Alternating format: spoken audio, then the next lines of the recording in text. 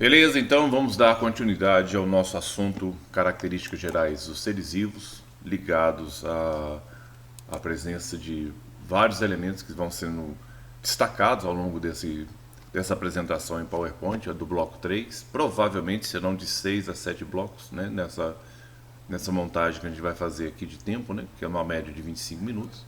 E vocês podem interromper a gravação quantas vezes se for necessário para preencher de forma adequada as imagens que estão presentes no estudo dirigido que foi repassado para vocês em sala de aula. Tá? Então façam um bom trabalho e vamos continuar na nossa caracterização, né, do primeiro slide, né, que foi estabelecido com a característica gerais de seres vivos em forma geral de um leque, de modo que vocês tenham a visão de todo o processo, né, do que vai ser demonstrado aqui. O outro elemento que se destaca, importante, né, é a composição química dos seres vivos. E tem uma pergunta pertinente aí que é bem interessante, que fala assim, como é que as substâncias, os nutrientes presentes nos seres vivos são classificados segundo a imagem ao lado? Então, dentro dessa interpretação, você tem um conjunto do que a gente chama de macromoléculas. Isso aqui é uma macromolécula, polissacarídeos. DNA e RNA é uma macromolécula gigantesca, né? É impressionante o tamanho desse componente químico, né, celular. Proteínas também são moléculas muito grandes, lipídios também não fica atrás, são moléculas muito grandes. Então esse conjunto aqui, polissacarídeos, né, ácidos nucleicos, proteínas e lipídios, eles são chamados de macromoléculas. E o que se passa lá em cima, né, nessa formação, você tem o que a gente chama de micromoléculas ou unidades da formação, né, dessas moléculas aqui embaixo. Quer dizer, se isso aqui é uma polimerização de várias moléculas menores que se somam, essas micromoléculas que se somam aqui são chamadas unidades de formação dessas substâncias que estão aqui embaixo, presente em todas as células, né, dos seres vivos. Então, a unidade de formação dos polissacarídeos, nos açúcares, são chamados de monossacarídeos. Tem 5 tipos de monossacarídeos aqui que vocês devem saber, né? O mais importante deles é a glicose. Tá? E os dois monossacarídeos que fazem a formação do DNA e do RNA são chamados de pentose. Tá? Desoxirribose para o DNA, ribose para o RNA. E são monossacarídeos. A base da formação, a unidade de formação dos ácidos nucleicos é conhecido com o nome de nucleotídeo. Então eu preciso de milhares de nucleotídeos para formar um DNA ou um RNA. A mesma coisa, a base de formação da proteína, a unidade formadora, é o aminoácido. Então eu preciso, para formar uma proteína simples, bem simplesinha mesmo, eu preciso ser acima de 100 aminoácidos. Então eu tenho proteínas de diversos tipos de tamanho, com 240, 350, 600 aminoácidos acoplados entre si. Então ela se torna muito complexa. Lipídios é a mesma coisa, eu preciso de 2 substâncias porque é uma substância composta, né? Ela é conjugada de ácidos graxos, que são moléculas de grande tamanho, combinada com um grupo alcoólico, que normalmente é um glicerol. Tá? Dentro dessa tem algumas variáveis, mas não é o caso agora. Mas mostra que essas unidades menores elas se acoplam para formar as unidades maiores. Tá? Então aqui em cima seria interessante você reescrever e apontar isso aqui como monossacarídeos, ou como unidades formadoras, né, de moléculas de maior tamanho, que são macromoléculas. Então as macromoléculas são formadas por micromoléculas. E essas são as micromoléculas que tem que ter a relação. A micromolécula monossacarídeo, quando polimerizada, formam polissacarídeos. Os nucleotídeos são micromoléculas quando polimerizada, dão origem ao DNA ou ao RNA. Os aminoácidos, quando são polimerizados, dão origem a proteínas. Os ácidos graxos e álcools, quando são polimerizados, dão origem aos lipídios. E assim segue. Uma parte interessante é como essas substâncias químicas se distribuem nos seres vivos de modo geral. Então esse gráfico aqui é uma média pegando todas as variáveis de vida no planeta, e você vê que indiscutivelmente a substância mais abundante nos seres vivos é água, né? Fica numa média de 80%, né? Lógico que isso aqui não é uma média do corpo humano, o corpo humano fica em torno de 63% a 65%, mesmo assim a quantidade de água é expressiva no corpo humano, quer dizer, muito mais da metade. É como se imaginasse assim, já que nós temos 65% de água no corpo humano, é como se você imaginasse uma pessoa de 100 quilos, tá? 65 quilos do corpo dele é água. Ou seja, é como se ele tivesse 3 galões de 20 litros e mais 5 litros, né, de água no corpo dele, e o restante, esses elementos que são colocados a parte aqui de proteínas, de lipídios, de carboidratos, de ácido nucleico e outros elementos aqui que são de sais, minerais e vitaminas. Essa distribuição então aqui realmente é bem expressiva, tá? Você vê também isso aqui, ó, gráficos comparativos entre a quantidade de componentes químicos presentes nos seres vivos, média geral. Aqui você tem dois gráficos. É a partir desse espelho, desses dois gráficos, você vai fazer um exercício, que é o próximo slide, vai trazer um exercício, em que você faz a quantificação das substâncias químicas com a água presente e a quantificação das substâncias químicas sem a água presente, tá? Aqui neste gráfico mostra o predomínio de água nos seres vivos, né, de um modo geral. Depois dele, na ordem, vem proteínas, depois vem lipídios, em igual quantidade entre a parte de glicídios, ácidos nucleicos e outras substâncias. Mas quando você retira a água e você avalia só o trecho, né, proteínas, e até chegar em outras substâncias, repare que a proteína dá um salto em matéria de quantitativo, né, de predominância na organização da sua constituição celular, seguido depois de lipídios, depois entra glicídios com a mesma quantidade de ácidos nucleicos e outras substâncias que entram aqui, vitaminas e sais minerais, tá? É por isso que você tem um gráfico 1 e o gráfico 2, que são referenciais para você entender. Só que essa montagem que você vai fazer para mim, né, nessa pesquisa aí, não precisa ser um gráfico tridimensional como está sendo colocado aqui. Isso é conhecido simpaticamente como um gráfico de pizza. Parece uma pizza fatiada, tá? Desse elemento. Então, a demonstração desse gráfico, na prática, fazer para mim, é dentro dessa situação, problema. Olha que foto belíssima, tá? Dessa mulher aqui com o esquema das mãos representadas numa montagem aquática, né? Mostrando a predominância da água no corpo humano, sem dúvida nenhuma. E aí vem essa situação, problema, que você vai fazer para mim neste gráfico, né? Você vai elaborar gráficos, que é competência. Considere a situação de poder desidratar totalmente uma pessoa de 60 quilos. Obteve-se 12 quilos de substâncias orgânicas nas seguintes proporções. Então, de 60 quilos para 12 quilos, você tirou aqui o quê? 48 quilos dessa substância do corpo dessa mulher é água. 48 mais 12 somado dá 60. Então, tem muita água. Aí você vai ver isso aqui, ó, as proporções. 8,5 quilos de proteína, 1,8 kg de lipídio, 0,7 kg de carboidrato, 0,5 kg de ácidos nucleicos, ou meio quilo, tá? E 0,5 kg de substâncias, no caso seria o que vitaminas e sais minerais, na sua constituição.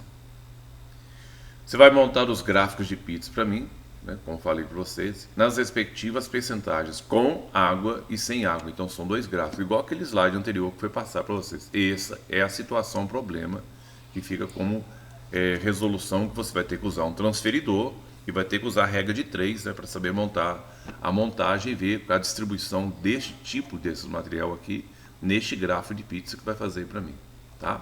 Quero ver se são capazes realmente de fazer esse tipo de resolver esse tipo de problema.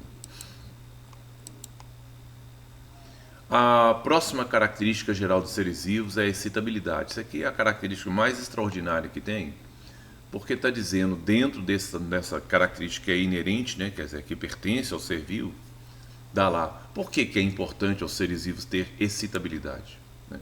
É importante aos seres vivos ter excitabilidade porque ele estabelece uma correlação com o meio em que sobrevive e precisa entender o meio onde ele está localizado, até para poder usar de sensores, né, no corpo dele, para poder localizar água, né, para poder localizar alimento e assim vai. Tudo aquilo que ele precisa de base para conseguir caçar um bicho ou beber água, aquela coisa toda, ele tem que ter vários recursos especializados dentro do corpo dele que permite essa interação dele com o ambiente.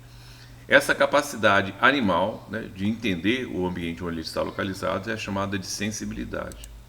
E a capacidade vegetal também de se correlacionar com o meio, né, tirar vantagem no meio para ela poder crescer, né, e poder sobreviver na área, chama-se irritabilidade. Dentre eles, a estrela máxima que você tem, né, nessa relação Todos os animais têm uma célula muito sofisticada chamada neurônio ou célula nervosa, e que ela processa a informação do ambiental, onde esse indivíduo está ambiental, e leva ele a tomada de decisões, tá? Porque é uma célula de sensibilidade.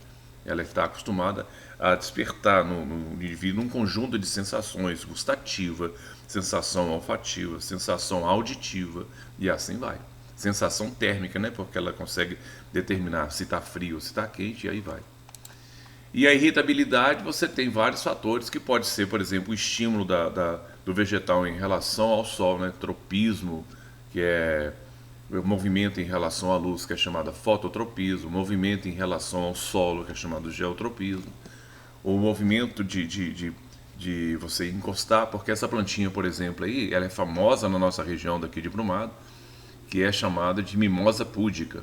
Né? O nome é bonitinho, ó. Mimosa já é toda cheia de não me toca. Então essa plantinha, quando você toca na folha, ela fecha as folhas, às vezes até abaixa o ramozinho do caule dela, também no sentido de autodefesa.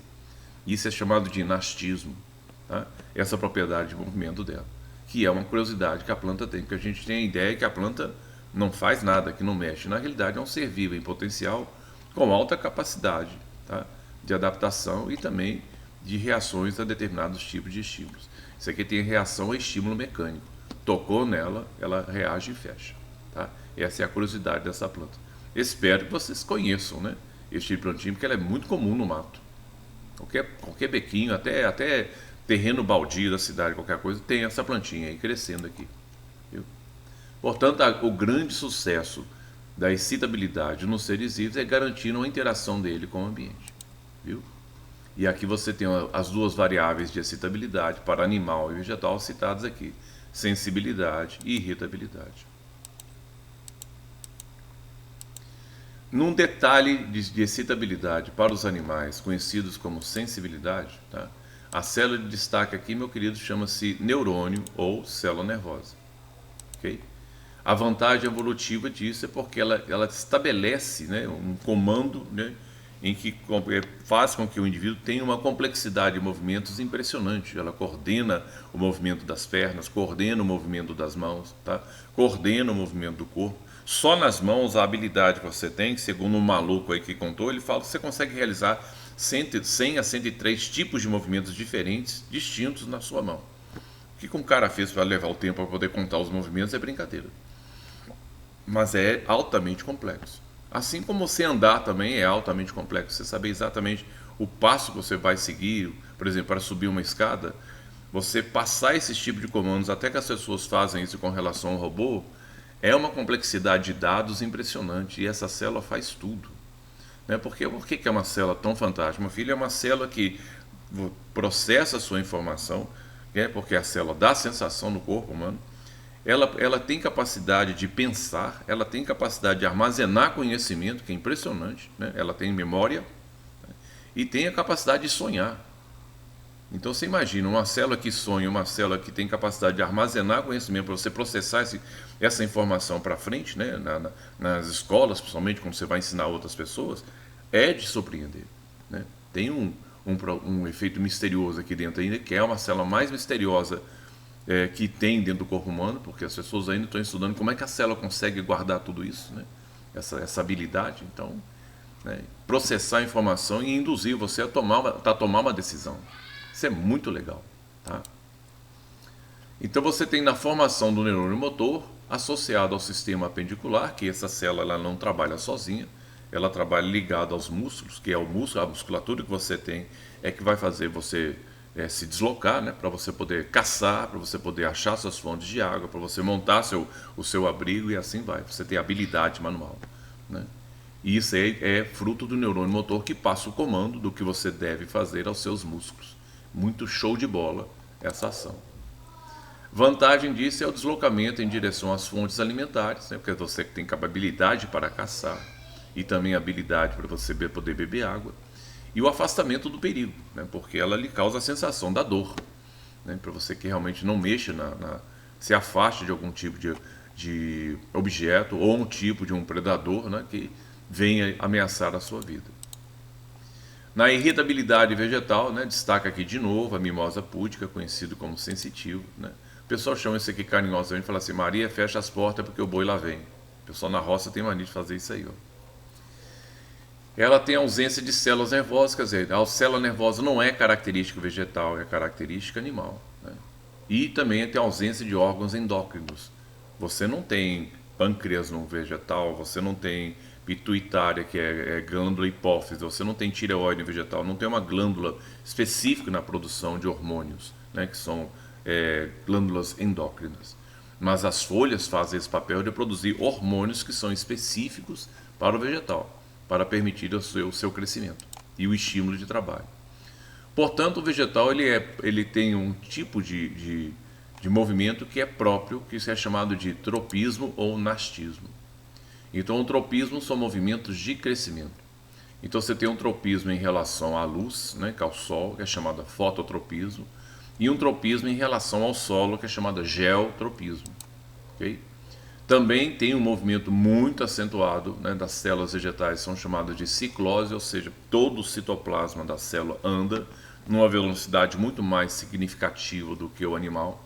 A célula animal também tem uma ciclose, mas é muito mais devagarzinha, enquanto que a ciclose vegetal é mais expressiva, o citoplasma gira mais rápido, tá, no seu interior. E segue essa atenção desse assunto aqui, ó. Nos vegetais, os movimentos limitam-se a captar e responder aos estímulos. Nos animais, é muito mais complexo, porque o estímulo ele é captado, ele é analisado e depois ele é processado pelo neurônio. E a resposta é mais adequada, e dá a resposta que é mais adequada ao ambiente onde ele vive. Okay? Para que realmente você tenha uma capacidade de análise ambiental mais rápida, tá? E bem mais complexa. Isso é que é a beleza desse assunto aí de excitabilidade. Nessa característica geral que permite a sua interação ambiental, está aqui, ó. Explicar os termos e movimentos vegetais acima que guardam relação com a excitabilidade. Essa primeira imagem aqui você tem os movimentos chamados de tropismo, movimentos de crescimento. Você tem o tropismo que é ligado à luz, então é chamado fototropismo, e esse fototropismo pode ser positivo ou pode ser negativo, tá?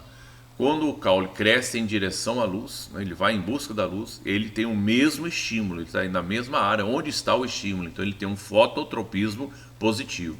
Já a raiz, ele cresce fugindo da luz, né? Ele vai em direção ao solo e ele foge da luz, então a gente chama isso de fototropismo negativo, que é uma questão que os vestibulares gostam de cobrar.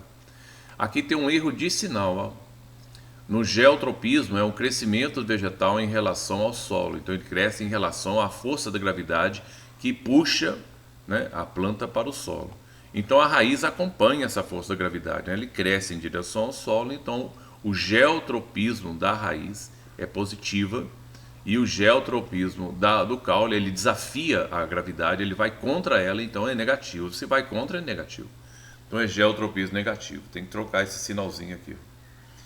E tem o tigmotropismo, que é um movimento táctil da planta em relação ao solo, ele que sai serpenteando o solo até achar um determinado tipo de arbusto ou uma barreira na frente dele que ele possa subir e possa se envolver ao redor dele e fazer como se fosse uma espécie de uma trepadeira. Assim como o chuchu, sabe, bucha, a parte de feijão, até mesmo de tomate, que são plantas que deveriam desabar no chão, se ele achar um suporte, ele pega esse elemento e sobe, né, para se destacar do solo. Isso chama-se tigmotropismo. Muito legal esse tipo de comportamento vegetal. E aqui um comportamento mais legal que nós temos, né, que é chamado tigmonastia, né, que é o movimento de nastismo, é dado por essa plantinha aqui também, que é comum na nossa região, em áreas que você tem lagedão úmido, né, que é a parte de riachos ou córregos que são de água mais permanente. Na nossa serra tem isso, aqui é a Serra das Éguas em Brumado.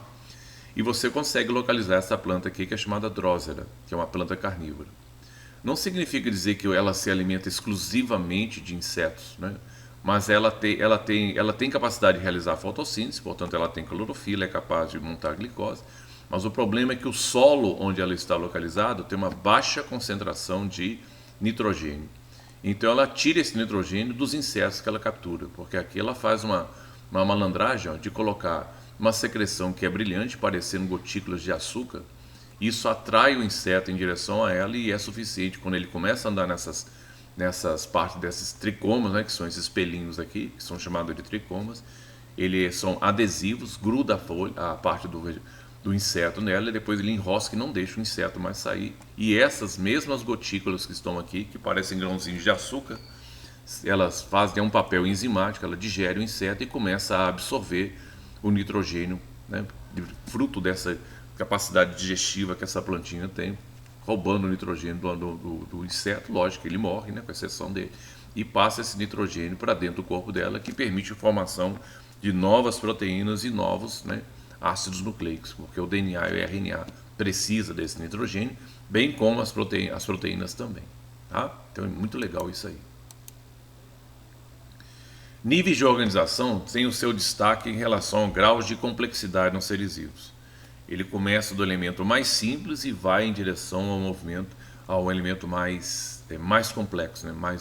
mais bem organizados. Estruturalmente são mais difíceis até de entender a sua organização, de tão complexo que é. E aqui nós vamos então ver essa esfera dentro de uma ideia matemática de conjunto, né? Eles vão se somando, até atingir toda a vida no planeta Terra. Então olha como é que é legal esse tipo de gráfico aqui, ó. O elemento fundamental da formação da matéria, né, é chamado de átomo. E aí você tem a ideia de conjunto que parte dentro desse elemento, que é essa aqui, ó. Um conjunto de átomos formam moléculas. E um conjunto dessas moléculas, né, que formam estruturas que trabalham dentro de uma célula como se fossem pequenos órgãos, eles são chamados de organelas. Um conjunto de todas as organelas, né, por exemplo, como você tem mitocôndria, cloroplasto, retículo plasmático e outros elementos, né, vão formar a unidade de formação dos seres vivos conhecida como célula. Repara que a ideia de conjunto matemático aqui é show de bola. Aqui você tem um conjunto de células que exercem uma mesma função, que esse conceito vai se repetir várias vezes, vão formar tecidos. Tá? Aí você tem 4 grandes tecidos no corpo humano. Você tem o tecido epitelial, o tecido conjuntivo, o tecido muscular e o tecido nervoso. Conjunto de tecidos que exercem uma mesma função vão formar órgãos. Tá? Um conjunto de órgãos que exercem uma mesma função vão formar sistemas ou aparelhos. Okay? E um conjunto de sistemas, né, porque aí do sistema que você tem sistema digestivo, sistema muscular, sistema circulatório, sistema excretor e assim vai. Então, quando você reúne todos esses sistemas num único elemento, você vai formar o indivíduo, o organismo ou a espécie. A partir daqui do indivíduo em diante é interesse da disciplina chamada ecologia. Tá? Então, aqui no indivíduo, você tem aqui um conjunto de indivíduos que são semelhantes entre si e são capazes, no caso de estabelecer uma relação, uma reprodução que deixa descendentes férteis e vive numa mesma área, então eles formam uma população. Um conjunto de populações diferentes que vivem no mesmo espaço físico, nós vamos chamar isso de comunidade ou biocenose.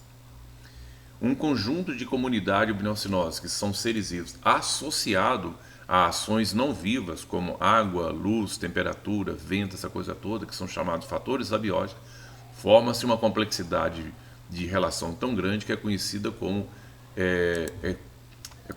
ecossistema. Então isso aqui é o coração da ecologia. Tá?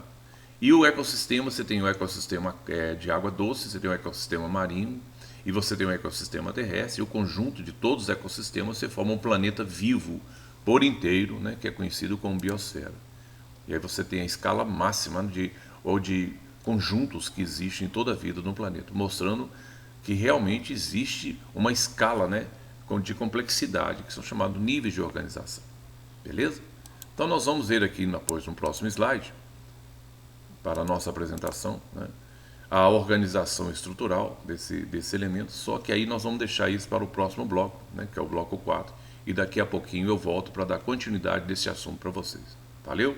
Continue estudando, faça a situação no caderno de vocês bonitinho, organizem, sempre dê pause em relação à filmagem, você retorna ela para poder responder os seus estudos dirigidos, para estarem prontos, e aí a gente em sala de aula só fica aí para tirar dúvida.